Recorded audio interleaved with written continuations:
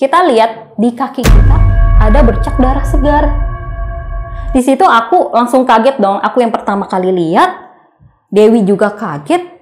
Kok di spray kita ada bercak darah segar? Udah dengan mata putih, sambil nangis-nangis minta tolong. Jadi seolah-olah kayak raganya Dewi itu kayak mau nahan.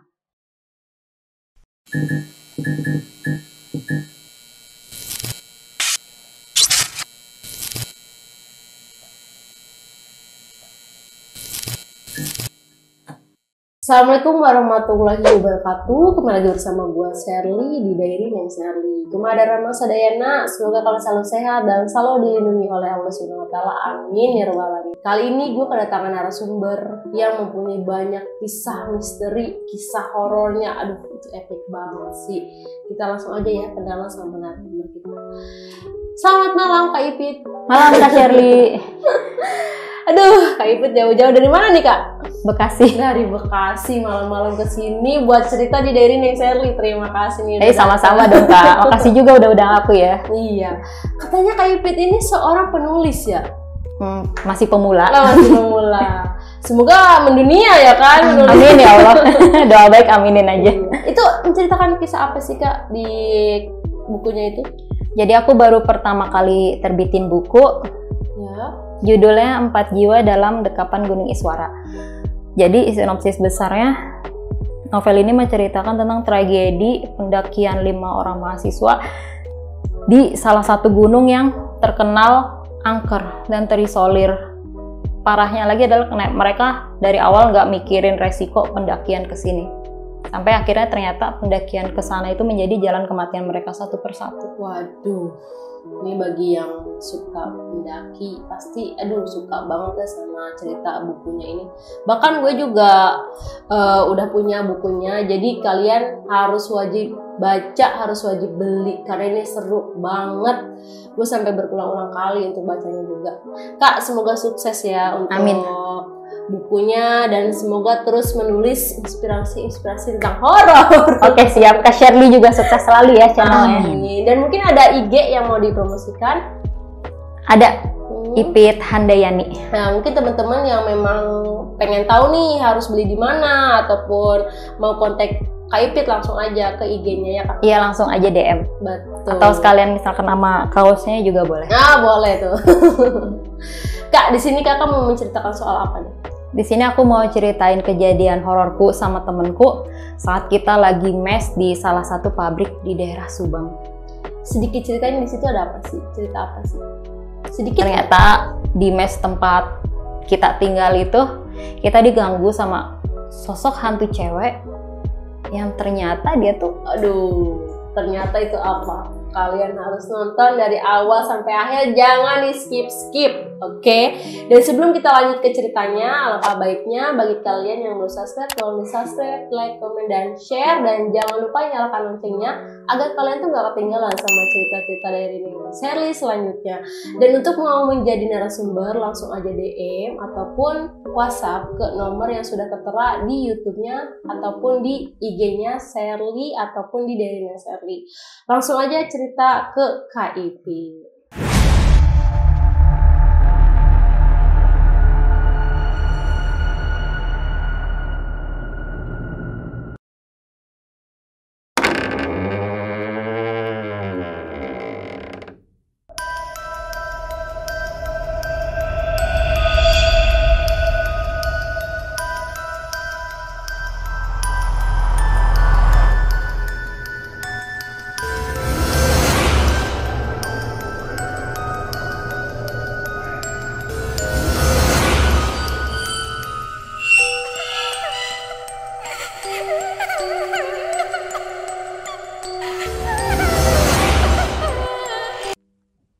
Oke, jadi di sini aku mau ceritain pengalaman horor aku sama temenku juga namanya Dewi.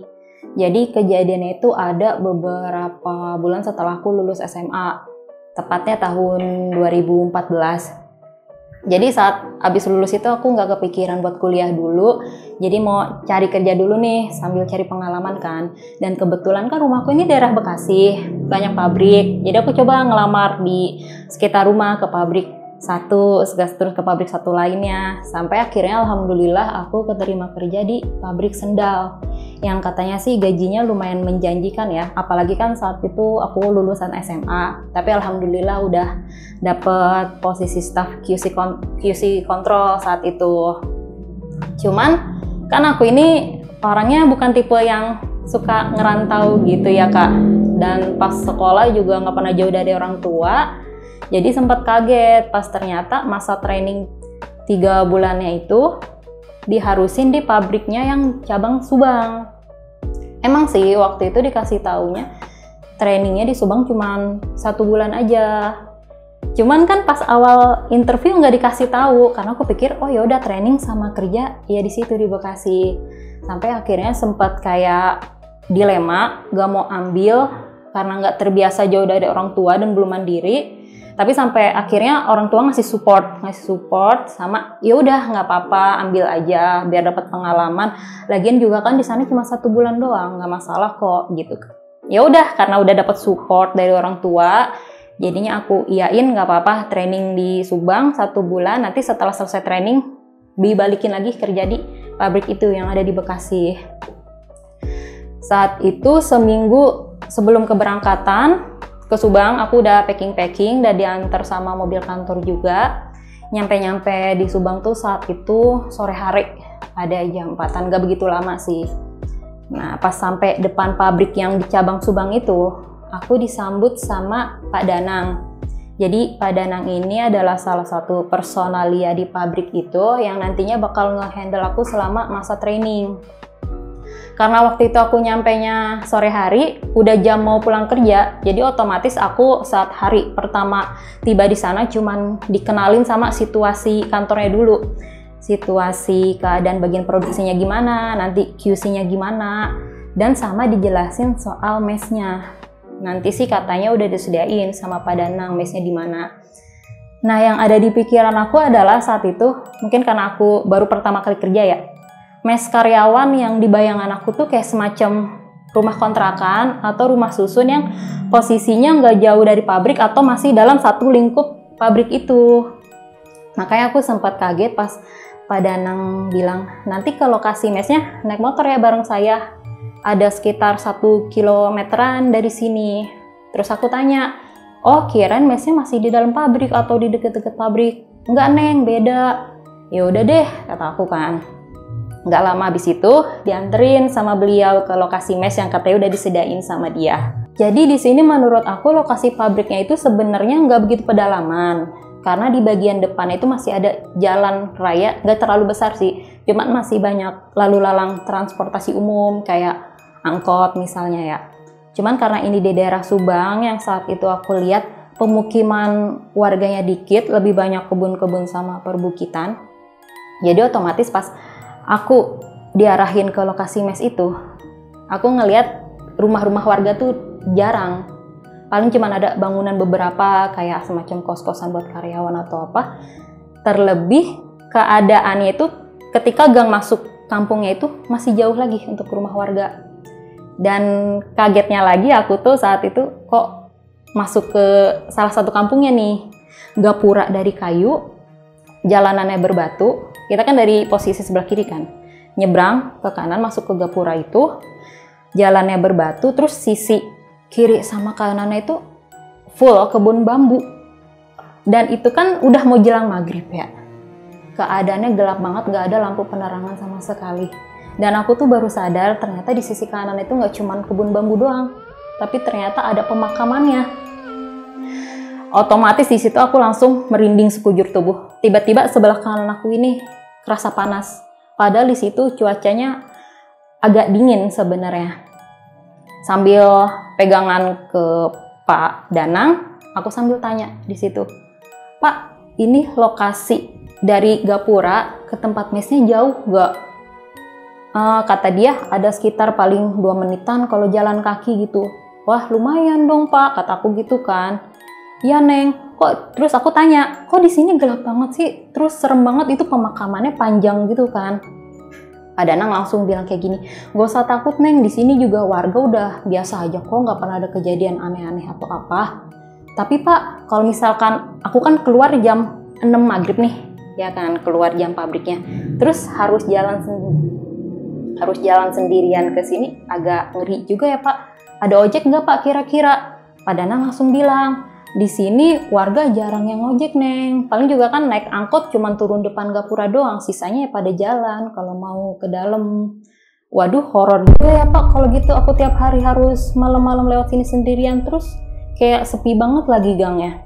Balik lagi, Pak Danang langsung bilang ke aku, Neng Fitri tenang aja, soalnya Neng Fitri nggak sendirian.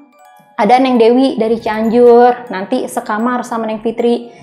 Dia juga ditugasin mes di situ sebagai staff QC control, sebulan juga sama, cuman bedanya dia dari cabang yang di Cianjur. Di situ aku udah ngerasa lega. Oh ya udahlah, seenggaknya nggak sendirian banget. Apalagi pas bilang katanya nggak ada ojek yang masuk ke situ kan. Tapi kan kalau ada Dewi, seenggaknya aku nggak sendirian dong berarti lewat situ. Ya udahlah, tenang saat itu. Nggak lama setelah ngobrolin hal itu, ada sekitar 1 menitan. Akhirnya kita sampai di sebuah rumah. Rumahnya dibilang kecil banget enggak, besar juga enggak, sedang lah gitu.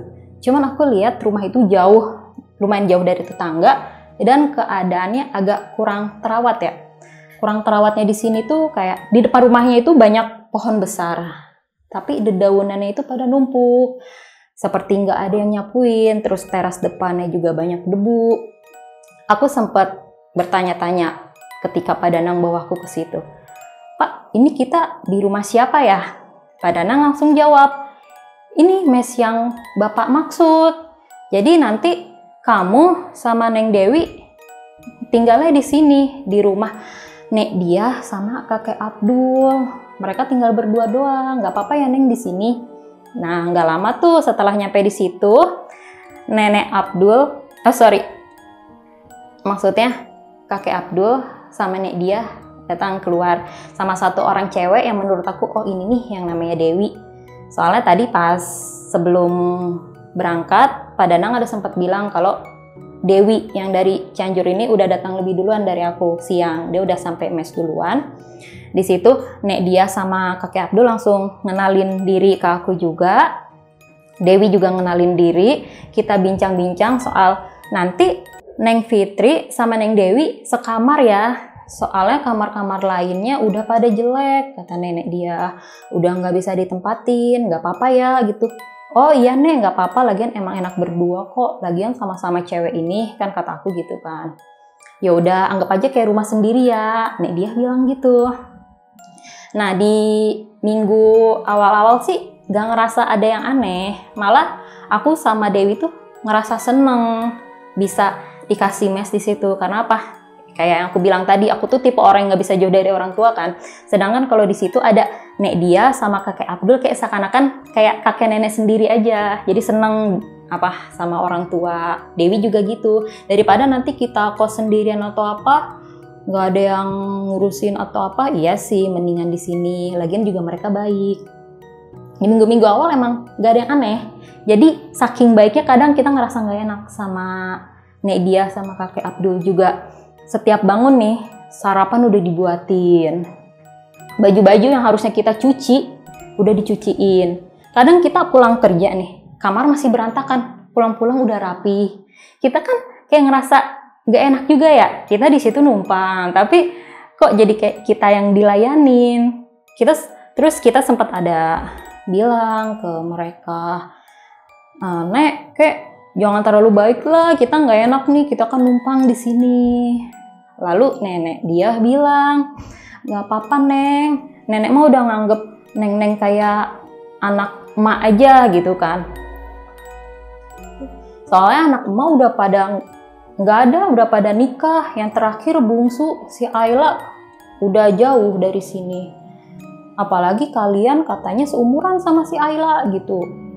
Terus pas dia bilang nama Ayla, aku langsung inget tuh di kamar yang aku sama Dewi tempatin, emang ada 1 foto cewek cantik kayak masih muda, seumuran sama kita saat itu, lagi senyum kan, kayak foto di pemandangan bukit gitu.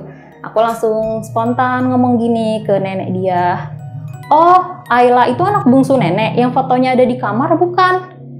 Nenek jawab, iya Neng, yang itu cantik kan? Iya cantik Nek. Sekarang dia di mana Nek? Udah nikah ya? Nenek dia bilang lagi, iya dia udah jauh dari sini Neng gitu. Mukanya nenek itu pas kita sebut nama Ayla langsung raut mukanya sedih gitu. Di situ kita mulai sadar kalau oh mungkin dia lagi kangen kali sama anaknya. Kayaknya kita ini deh terlalu gimana gitu bangkit-bangkit nama Ayla. Udah deh nggak usah dibahas gitu kan. Ya udahlah. Setelah itu kita nggak mau bahas-bahas soal anaknya, namanya orang tua kan kangen kan. Masih aman aja tuh minggu-minggu itu. Seminggu awalan gak ada yang aneh. Sampai ada di suatu malam kita berdua nih mulai ngerasa ternyata ada yang gak beres di rumah itu. Saat itu masih subuh, kita kan biasanya bangun kan, ambil wudhu buat sholat subuh.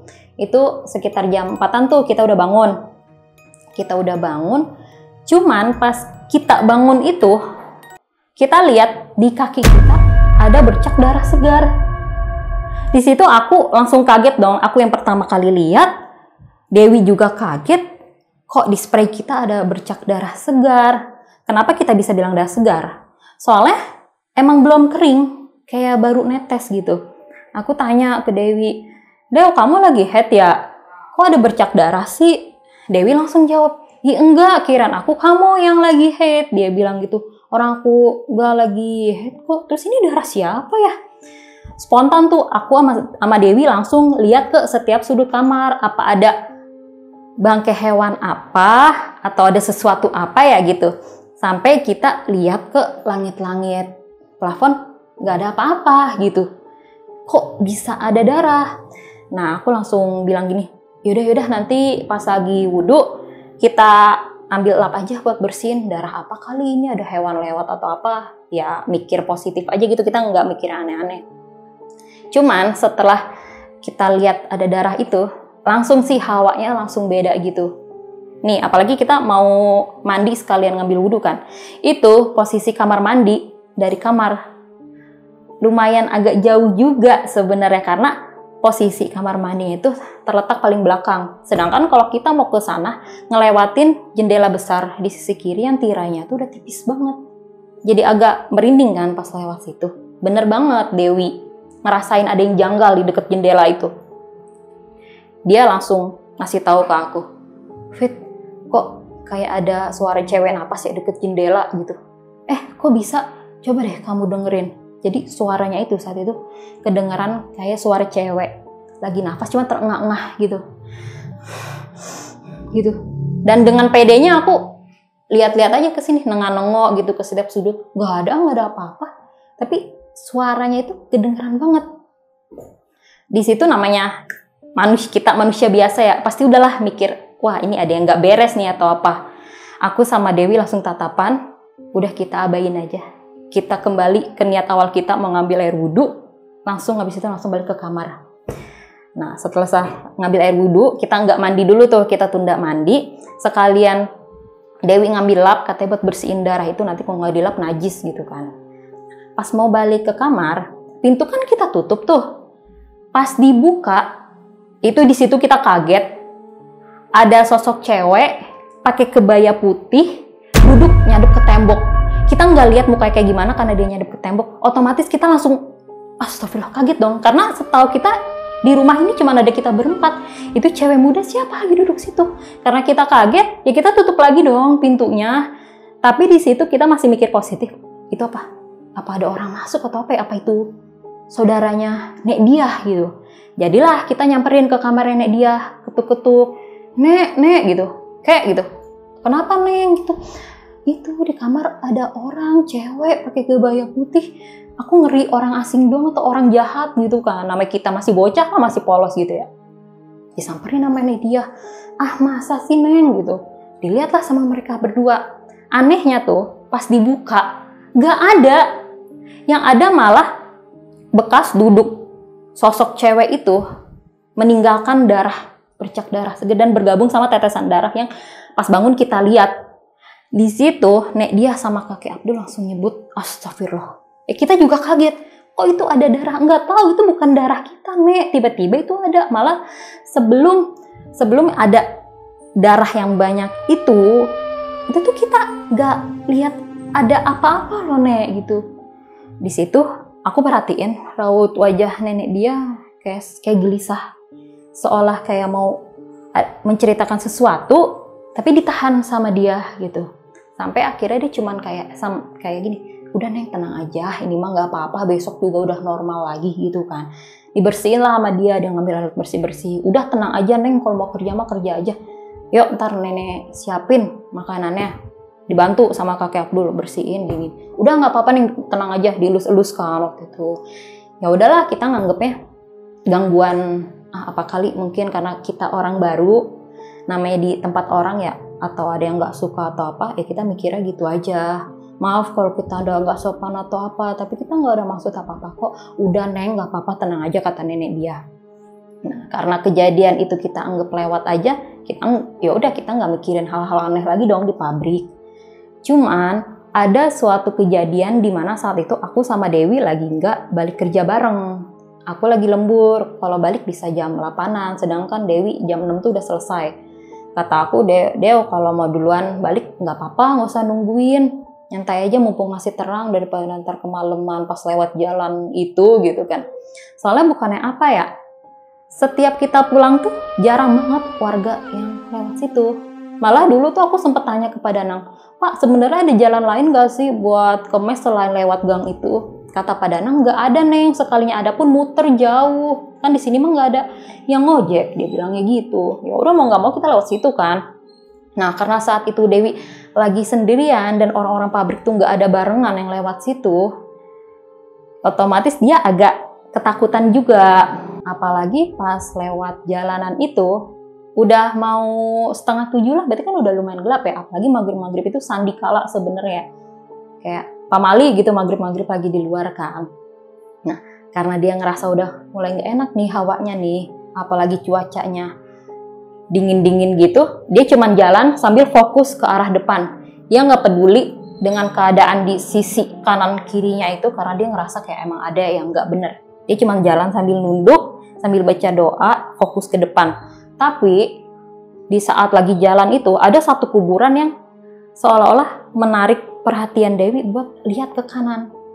Jadi kuburannya itu dia terang sendiri, tapi terangnya itu bukan terang cahaya ya, melainkan kayak terang membara, seakan-akan di dalam tanah kuburan itu lagi ada api yang menyala besar. Otomatis kan Dewi langsung takut dong, itu apa kok kuburan merah nyala sendiri. Pelan-pelan tuh Dewi nengok gini, tahu-taunya tuh kuburannya gerak-gerak naik turun sampai kelihatan retakannya itu kayak banyak api dari dalamnya. Gak lama setelah itu dia dengar dengan jelas ada suara cewek teriak sambil nangis minta tolong. Dia langsung ngibrit teriak-teriak sambil nangis, namanya masih anak-anak lah ya gitu ya. Nangis sampai gak lama ada bapak-bapak bawa motor. Sambil arah masuk juga, langsung nyamperin Dewi. Neng, kenapa lari-lari sambil nangis gitu kan? Ya Allah Pak, terus lihat kuburan kebakar, kata dia gitu. Yang mana? Itu Pak tadi yang di sisi kanan tadi, ada kuburan kebakar satu gitu. Tapi di situ si bapak ini seolah-olah kayak, oh gitu doang responnya. Emang bapak tadi nggak lihat, tanya Dewi gitu. Si bapak cuman gini doang. Udah Neng ikut aja ya Mas, saya anterin ke tempatnya gitu. Ya udah di situ Dewi ngerasa bersyukur banget karena akhirnya ketemu sama orang gitu ya. Dia nggak harus jalan sendirian lagi. Sampai akhirnya dia tiba di tempat mes. Tapi si bapak ini justru malah kaget pas tahu Dewi mes di situ. Ditanya dong gini, loh, Neng tinggal di sini? Enggak Pak, bukan tinggal, aku mah cuma mes doang di sini. Cuman ya sebulanan lah buat training di pabrik doang gitu. Emang Neng siapanya mak dia gitu kan? Bukan siapa-siapanya sih, orang cuman karyawan pabrik doang. Ini yang ngajuin di sini Pak Danang namanya, personalia aku, katanya gitu kan.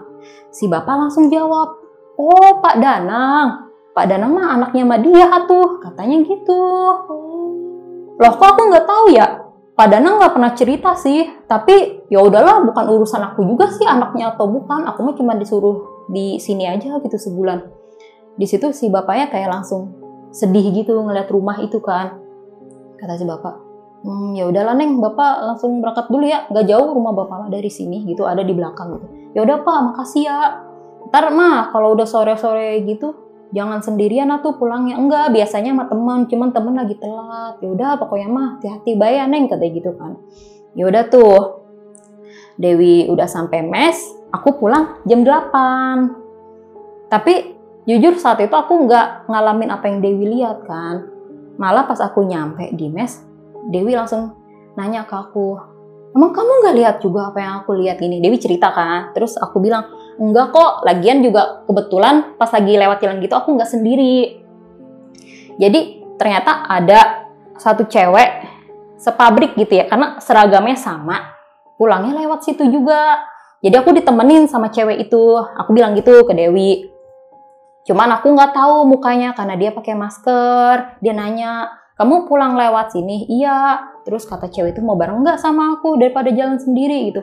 Ya udah bareng aja, gue kebetulan teman aku udah jalan duluan. Aku bilang gitu. Dan sepanjang jalan sih emang nggak banyak ngobrol. Pas aku belok ke kanan kan, mesnya kan belok ke kanan kan. Dia langsung belok ke kiri tuh. Tapi nggak lama pas aku nengok, dia malah langsung nggak ada sih gitu. Tapi di situ aku belum kepikiran loh kalau ternyata itu bukan orang. Iya, pas aku cerita ke Dewi, aku nggak nyadar. Aku mah happy-happy aja gitu ya cerita sama Dewi. Enggak, aku mah nggak sendirian, orang ditemenin gitu kan. Enak banget kata Dewi gitu. Aku kayak ngerasa deh di sini kayak ada yang nggak beres. Kayaknya aku lebih sering digangguin. Kenapa ya? Besok kita ajuin aja yuk ke Badanang. Ngekos sendiri aja nggak apa-apa deh, bayar daripada di sini.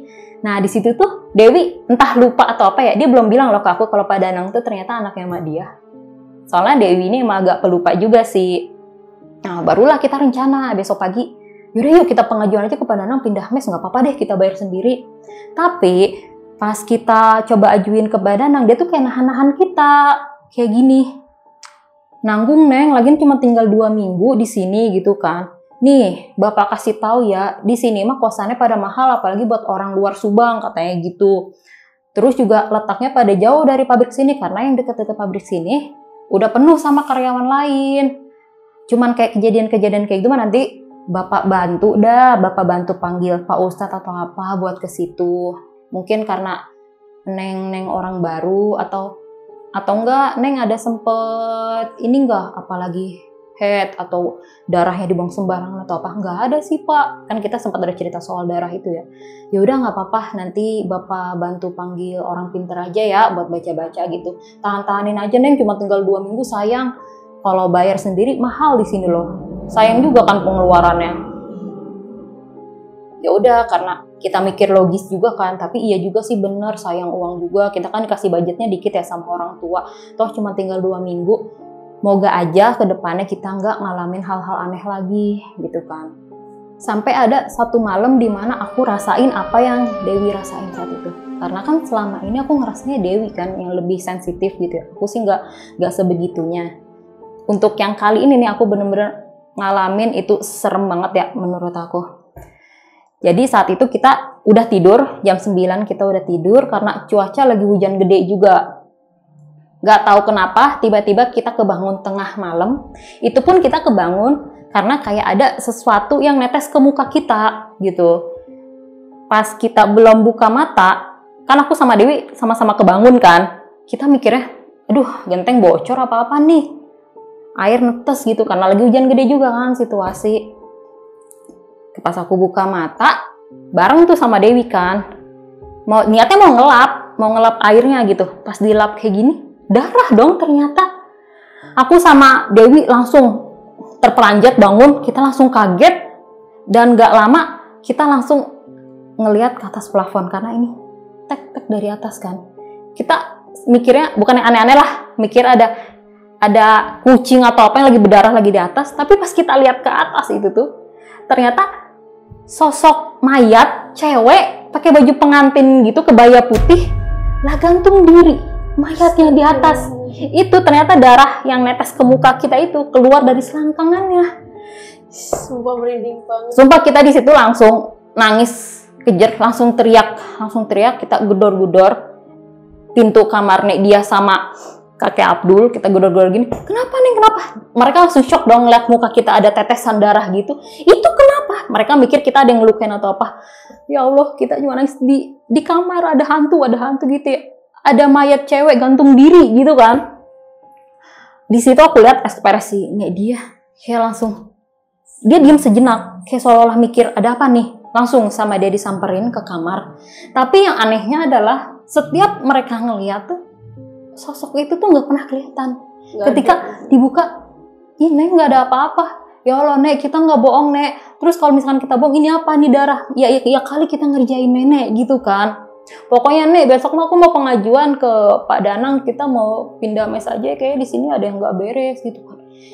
Udah jangan Neng, biar mak dia yang ngomong sama Pak Danang ya solusinya gimana gitu kan. Di situ aku udah hampir mau nangis. Dewi udah bilang, aku mah kalau misalkan apa yang nggak diizinin pindah, udah bodoh mau nekat mau bilang sama orang tua nggak betah di sini. Bukan nggak betah pabriknya, nggak betah sama lokasi mesnya, jadi serem banget kayak gini gitu kan. Besokannya kita bilang lagi ke Pak Danang, niatnya mau bilang, tapi ternyata Pak Danang lagi nggak masuk. Di telepon nggak diangkat tuh. Sampai kita niatnya, yaudah bilang langsung aja nanti sama mak dia pas kita pulang gitu kan. Nah, ada suatu kejadian lagi pas lagi istirahat nih ya. Lagi istirahat, aku langsung keinget sama sosok cewek yang waktu itu nemenin aku pulang. Yang pakai baju seragam pabrik sama kan. Aku tuh saat itu lagi nggak sama Dewi istirahatnya. Sendirian aja di kantor, kebetulan kantor lagi sepi. Nah, tiba-tiba cewek yang waktu itu nemenin aku pulang, dia masuk ke situ. Masuk ke sambil nanya gini, kamu lagi sendirian aja gitu? Aku sempet gini kan, siapa ya? Oh, aku inget nih dari sorot matanya walaupun dia pakai masker, kayak ini dia waktu itu nemenin aku balik. Kata aku, oh iya lagi sendirian aja. Kamu nggak istirahat di luar gitu kan? Enggak, pengen istirahat di sini aja. Dia langsung nyamperin aku tuh. Pas banget situasi kantor tuh lagi sepi, cuman ada aku sendiri. Dia duduk ngeliatin aku makan. Aku tawarin mau makan nggak? Dia cuman gini dong. BTW, nama kamu siapa? Aku tanya gitu kan. Dia nggak langsung jawab tuh. Tapi aku tuh baru sadar pas aku lihat mukanya itu, ternyata aku kan pernah lihat fotonya Ayla kan di kamar karena emang terpajang. Ternyata tuh itu si Ayla gitu. Aku baru ngeh, loh bentar deh, aku kayak nggak asing sama muka kamu. Ih, kamu Ayla ya anaknya mak dia. Terus dia langsung kayak senyum gitu. Iya, kata dia gitu. Ih, geningan kamu di sini, kata aku gitu kan.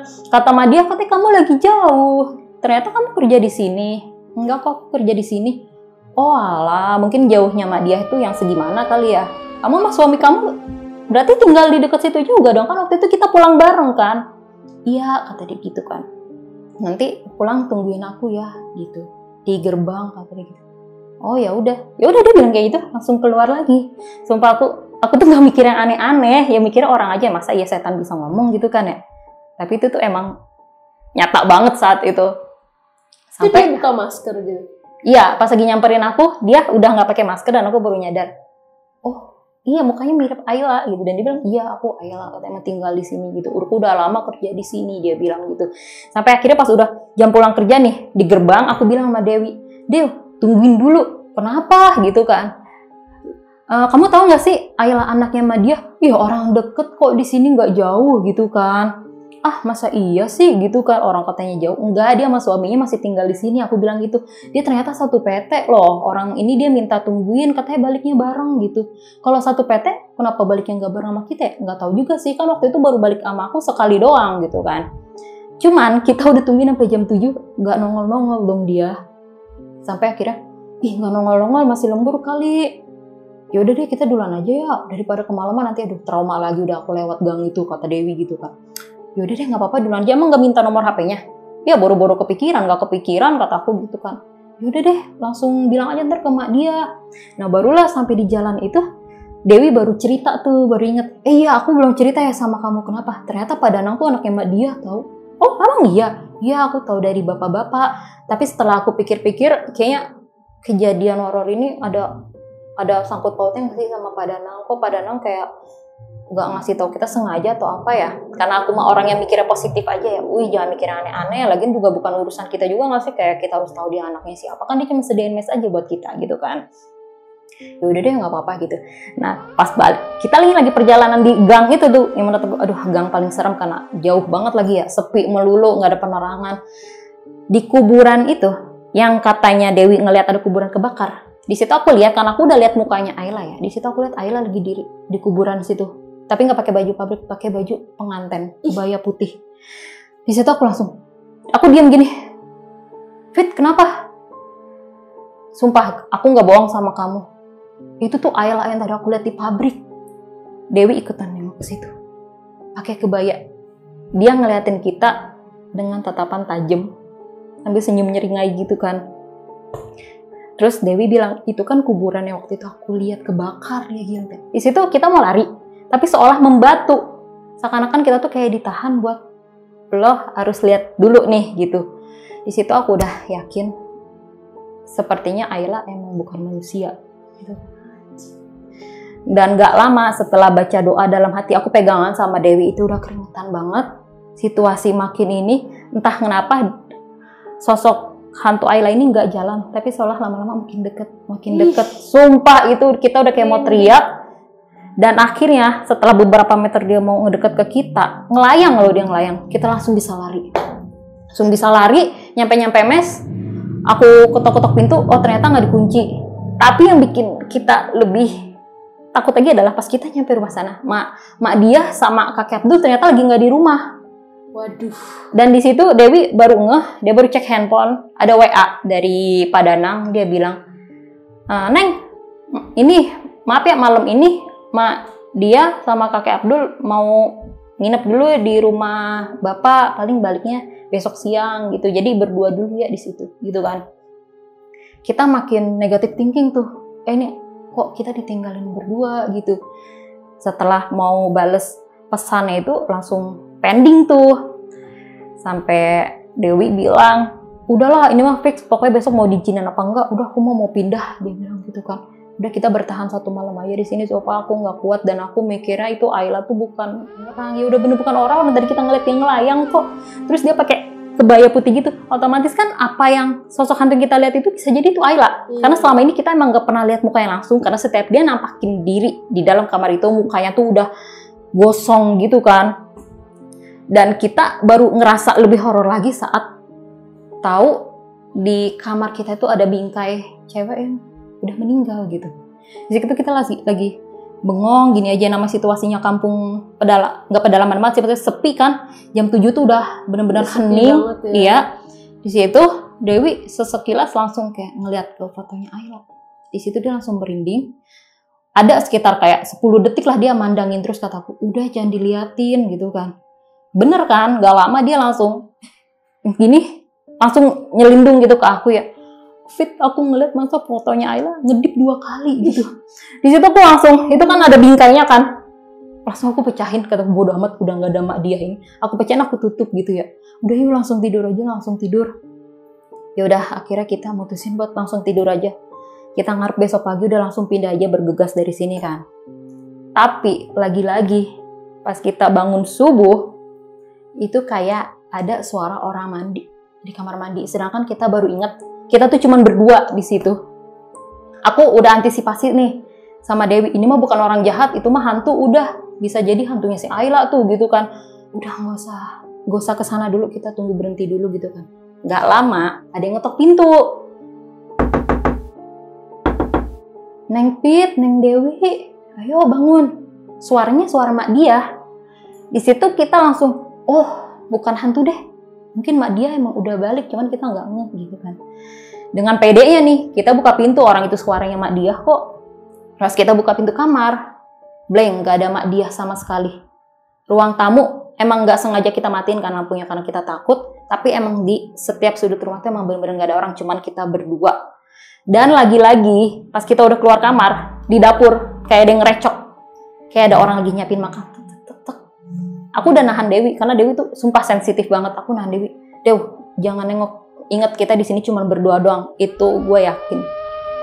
Itu aku yakin itu bukan orang gitu kan. Tapi Dewi ini rasa penasarannya besar juga dia.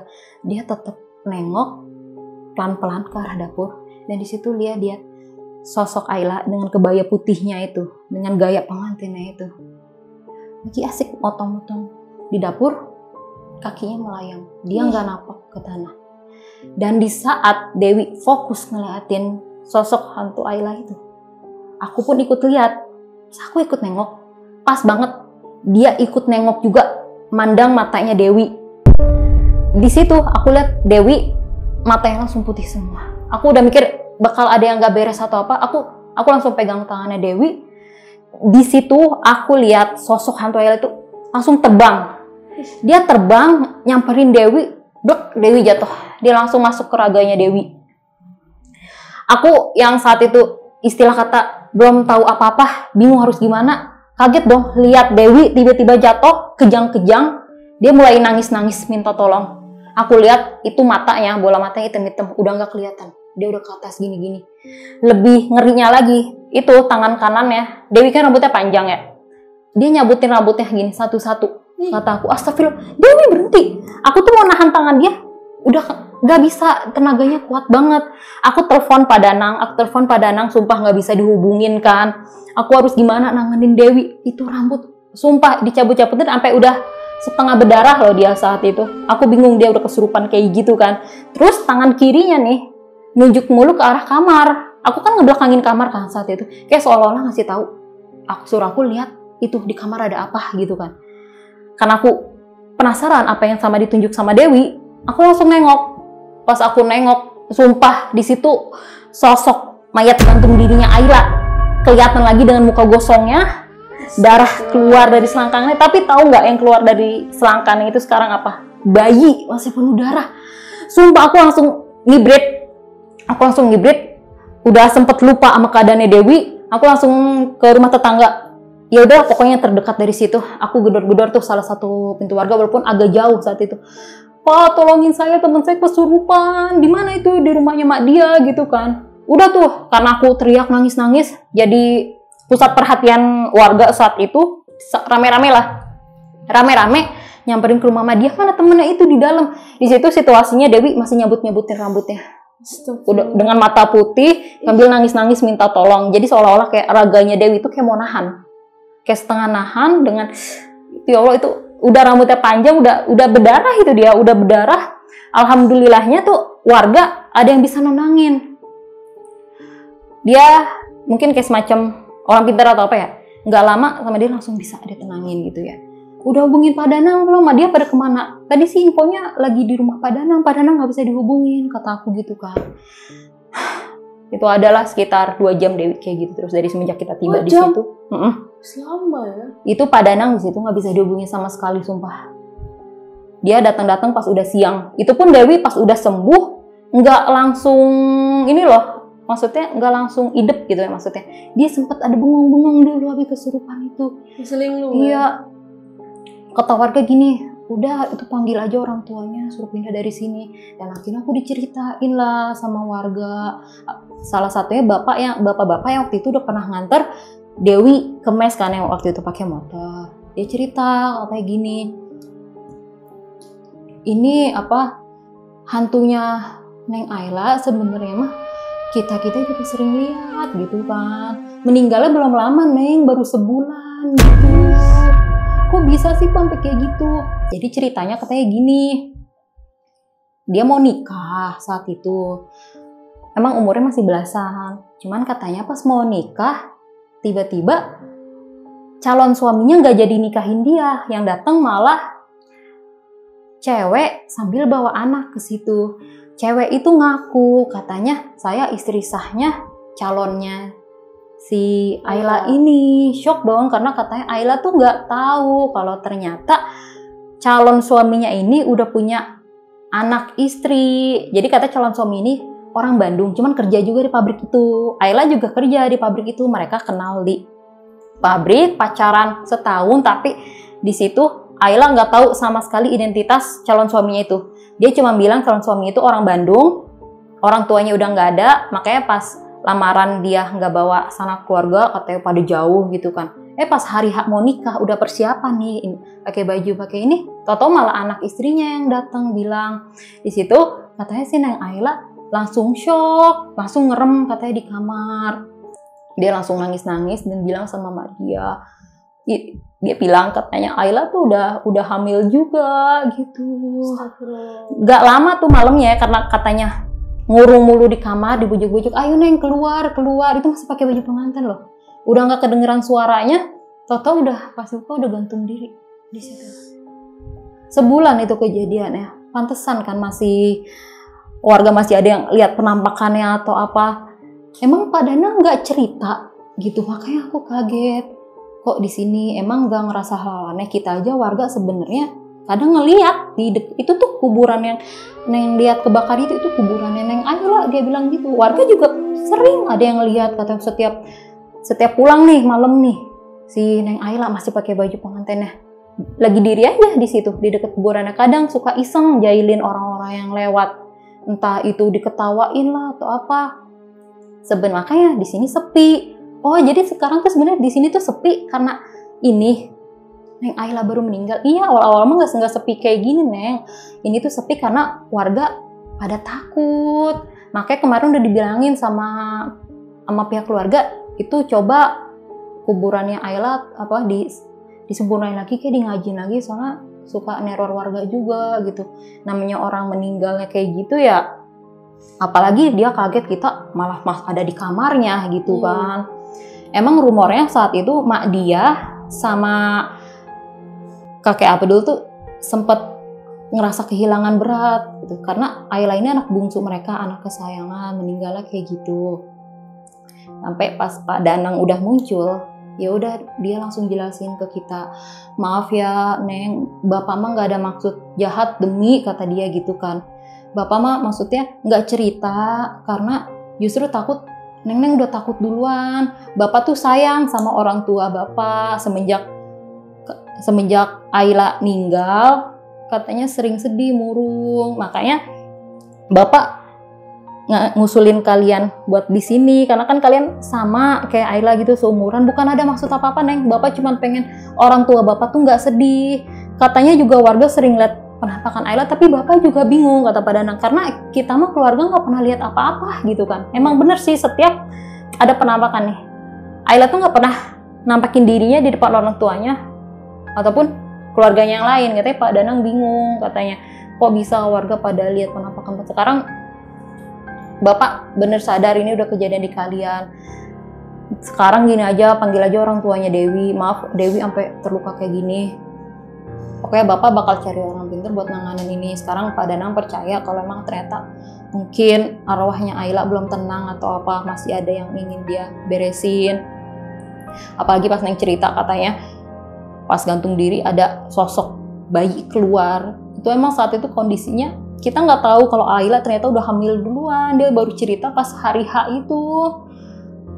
Dan mungkin ya pas Ayla bunuh diri tuh, gantung diri, mungkin bayinya juga udah meninggal gitu. Kita nggak tahu waktu itu usia kandungannya berapa. Sampai akhirnya Dewi udah trauma banget, aku pun sama. Aku akhirnya nggak lanjut kerja di situ. Bukan mau pindah kos lagi, udah mau resign, nggak usah selesai masa training. Apalagi Dewi, istilah kata dia udah terluka kayak gitu kan. Oh pas orang tuanya datang, wah Pak Danang dicerca-cerca. Kalau tahu gitu kenapa anak saya dikasih mes di sini gini. Makanya Bapak tuh kalau punya ada sangkut paut sama hal kayak itu selesain dulu. Belum meninggalnya masih baru gitu-gitu. Nggak percaya sama warga, pernah lihat anak saya yang jadi korban kayak gini. Untung masih bisa selamat loh, ganas loh gitu kan, katanya gitu kan. Di situ Pak Danang minta maaf. Aku lihat juga raut ekspresi nenek dia sama kakek kayak sedih banget kan, kehilangan kita. Tapi kan ini bukan jalan yang baik gitu, maksudnya ya udah ikhlasin aja kalau emang nggak ada. Sampai ya itu akhirnya aku udah nggak mau lanjut lagi di situ. Aku resign dan ya udah nganggur dulu deh daripada aku lanjut. Sedangkan kan syaratnya harus lolos training 1 bulan kan. Udah aku sama Dewi nggak lanjut karena kejadian itu. Dan sampai sekarang aku udah mutusin nggak kontekan lagi sama Pak Danang. Kalau ada rasa kangen sama kakek dia, sama kalau ada rasa kangen sama nenek dia, sama kakek Abdul itu ada. Karena di balik hal itu pun mereka emang beneran baik sebenarnya kan selama aku di situ. Mungkin aku tuh ada niat, entah itu tahun depan atau kapan, aku pengen ngunjungin dia, walaupun aku harus lewat jalan serem itu, tapi seenggaknya nanti ramean gitu. Sumpah Kak, ngedengernya dari awal cerita sampai akhir itu serem banget. Apalagi aku yang ngalamin saat itu. Dan itu masih muda banget ya pada saat itu. Iya, kayaknya aku umur 17 sih pas habis lulus itu. Iya, dan harus mengalami hal-hal yang di luar nalar dan itu jauh dari orang tua. Iya, aku bingung gitu situasi kayak gitu, apalagi belum terbiasa jauh kan. Gak bisa ngebayangin sih. Cuman yang aku mau nanya-nanya dikit kali ya. Itu pas setelah kejadian itu langsung keluar tuh dari rumah itu. Pada saat itu juga. Bahkan kejadiannya sih sebenarnya kan udah dalam berminggu-minggu ya, cuman masih nahan-nahan.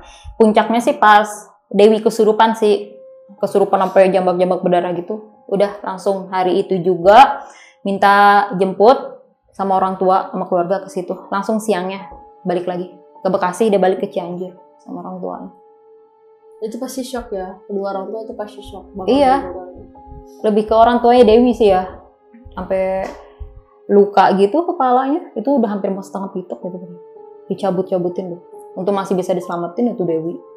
Itu dia dalam waktu pas kesurupan itu masih dalam punya pas kamu ninggalin itu? Iya, aku spontan, aku bingung harus gimana kalau bukan manggil orang gitu, aku nggak bisa nanganin.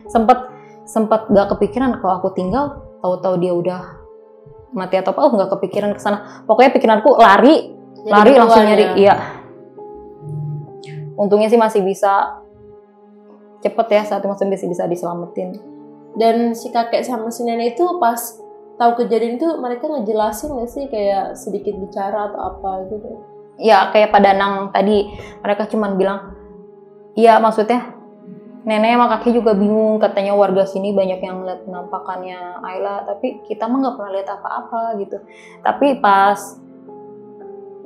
Neng Fitri sama Neng Dewi kena darah gitu. Itu di situ emang katanya nenek sempat curiga, tapi nenek tuh setiap kita lagi kerja, dia tuh saatnya selalu ke kamar Ayla yang kita tempatin itu. Dia bilang, "Neng, jangan gangguin mereka ya," gitu-gitu. Emang nenek udah sadar di situ. Kalau makanya nenek nggak langsung bilang kalau tuh Ayla tuh udah meninggal bunuh diri di kamar itu. Cuman kayak nutup-nutupin. Itu baru sebulan ya? Iya, baru sebulan. Anget-angetnya loh. Makanya. Gitu. Kan yang kita tahu nih ya, kalau orang yang meninggal seperti itu ya nggak wajar gitu. Itu 40 hari itu masih gentayangan gitu. Iya katanya, ya, apalagi. Kan? Dan ini meninggalnya kayak gitu ya, kan. Iya. Meninggalnya juga ya dengan cara tragis lah gitu kan. Iya betul. Ya Pak, ya bener aja, pasti ada aja kejadian gitu. Dan memang kebanyakan juga keluarga itu yang nggak pernah ditampakin. Kebanyakan. Anehnya gitu kan. Iya, malah orang-orang lain gitu yang selalu ditampakin gitu. Kayak nakut-nakutin. Aduh serem juga ya tempatnya. Aku sampai traveling loh ke sana loh. Sampai ngebayangin rumahnya, perjalanannya, sampai ngebayangin juga kuburannya gitu. Dan itu pernah juga aku alamin sebenarnya pas ngeliat kuburan yang ada apinya itu. Oh iya Kak? Iya betul. Di mana Kak? Itu di kampung aku sendiri. Jadi aku pernah ngeliat gitu. Dan itu pas kamu cerita katanya ada api, itu langsung, oh iya gue juga pernah ngalamin gitu. Kayak itu the real ajab sih. The real ajab. Emang. Aduh ini banyak banget hikmah yang kita bisa ambil ya dari cerita ini gitu. Udah sampai merinding sumpah, dari awal cerita sampai akhir nggak udah merinding. Apalagi waktu itu aku sama Dewi yang ngalamin ya, sumpah sih. Tapi kamu sebelumnya pernah ngalamin nggak sih sebelum kejadian itu gitu? Sebenarnya kalau dibilang sensitif iya, indigo enggak ya. Kadang kalau ngalamin hal mistis itu aku ngerasain juga, tapi kadang nggak separah kayak orang-orang gitu. Kadang aku tuh bisa ngelihat kalau orang di sekitar aku ngelihat duluan. Oh gitu. Iya. Jadi kalau sendiri enggak. Aku nggak termasuk yang sensitif banget sebenarnya. Tapi pas di rumah itu aja gitu yang. Iya, itu nyata banget sih.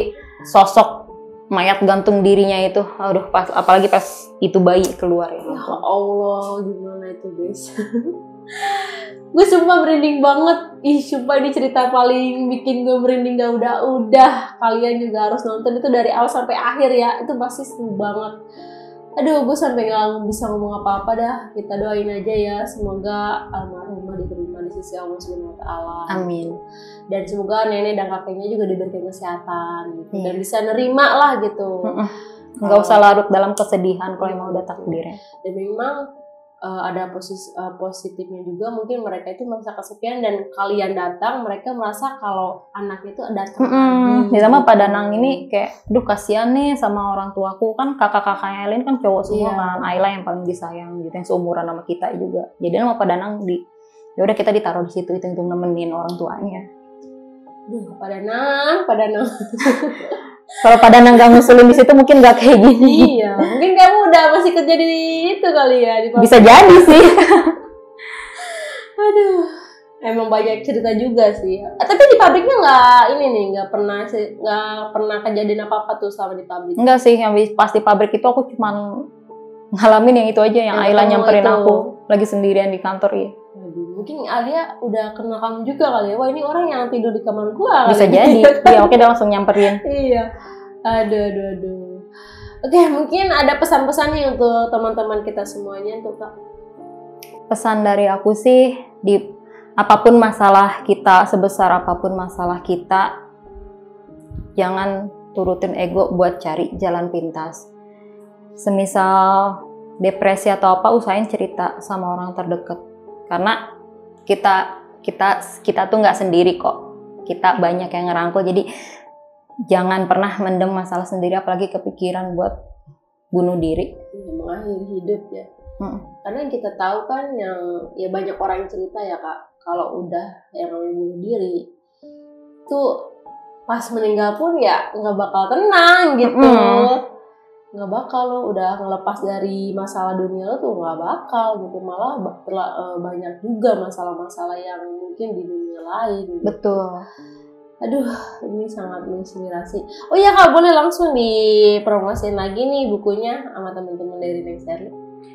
Oh ya, kalian jangan lupa ya untuk order buku aku 4 Jiwa Dalam Dekapan Gunung Iswara, mumpung masih ada stoknya. Di sini aku tulisin semua kejadian horor yang menginspirasi aku. Waduh, pokoknya kalian harus beli dan harus kepoin, karena itu benar-benar luar biasa ceritanya. Sekarang aja nih cerita kayak gini aja gue udah merinding, apalagi cerita-cerita yang lain pasti lebih menarik juga. Jadi teman-teman, di sini kita hanya sekedar menghibur ya, Kak. Iya, bukan betul. untuk kayak gimana, bukan untuk so tahu juga gitu.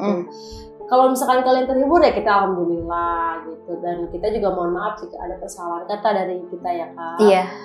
Semoga kalian selalu terhibur, semoga kalian selalu senang dengan konten-konten dari Neng Sherly, dan jangan lupa untuk selalu subscribe, like, comment, dan share. Oke, terima kasih, kita ucapin aja. Assalamualaikum warahmatullahi wabarakatuh.